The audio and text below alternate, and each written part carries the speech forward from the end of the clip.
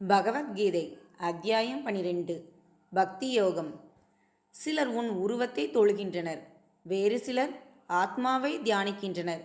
இவர்களில் எவர் யோகத்தை நன்கு அறிந்தவர் ஆவர் என்று அர்ஜுனன் கேட்கிறார். எவருடைய மனம் என்னில் லயித்து இருக்கிறதோ, எவர் முழுமனதோடு என்னை வழிபடுகிறார்களோ அவர்களே சிறந்த யோகிகள்.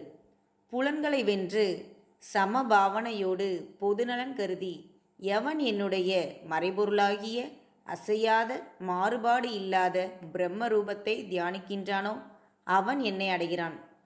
தான் இந்த உடல் என்று கருதுபவனுக்கு இது சாத்தியமில்லை. எவர் என்னையே சார்ந்து என்னையே சரணடைந்து ஒருமித்த மனதோடு என்னை நினைக்கிறார்களோ அவர்களை நான் காப்பேன். உன்னுடைய மனதையும் புத்தியையும் என்னில் நிலைநிறுத்தினால் நீ என்னில் நிலைத்திருப்பாய். உன்னால் இது முடியவில்லை என்றால் யோக பயிற்சி செய். அதுவும் முடியவில்லை என்றால் எனக்கு சேவை செய். அது கூட முடியவில்லை என்றால் கர்ம பலனை தியாகம் செய். இது அமைதியை கொடுக்கும்.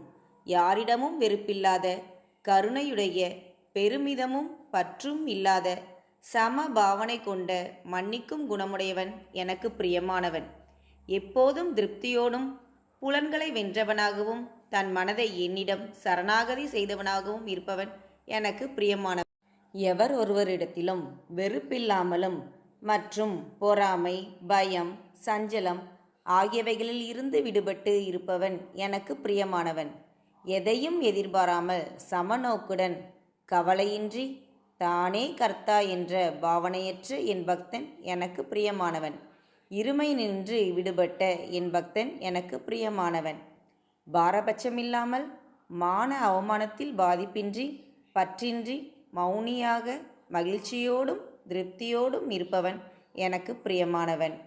இந்த அமுத உபதேசத்தை சிரமேற்கொண்டு பயிற்சி செய்பவன் எனக்கு பிரியமானவன்.